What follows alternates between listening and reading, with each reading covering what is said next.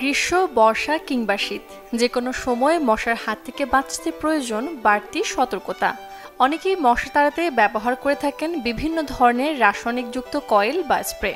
তবে প্রাকৃতিক উপায়েও মশার যন্ত্রণা কমানো সম্ভব। বাড়ির আশপাশে কিংবা টবের কোনায় জমে থাকা পানি অপসারণ করতে হবে, না হলে জমে থাকা পানিতে জন্ম নিতে পারে এডিস মশা।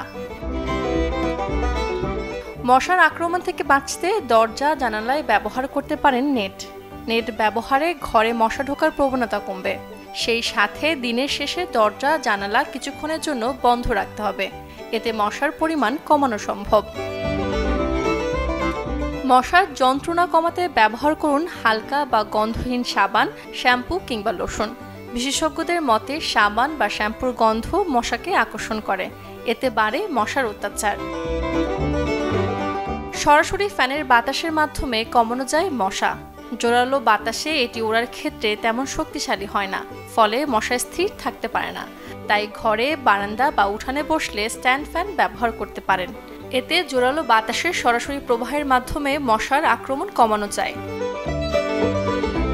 মশা তাড়াতে লাগাতে পারেন এমন কিছু গাছ যেমন বেসিল, পুদিনা, রোজমেরি, লেমন গ্রাসের মতো গাছ। এই ধরনের গাছের গন্ধ মশা সহ্য করতে পারে না, তাই এই ধরনের গাছ বাসার চারপাশে রাখলে মশার উপদ্রব কমবে। মশা তাড়াতে প্রাচীনকাল থেকে বহুল প্রচলিত ধোঁয়ার ব্যবহার, তাই মশার আক্রমণ কমাতে ব্যবহার করতে পারেন ধূপের ধোঁয়া। Desk report, channel 24।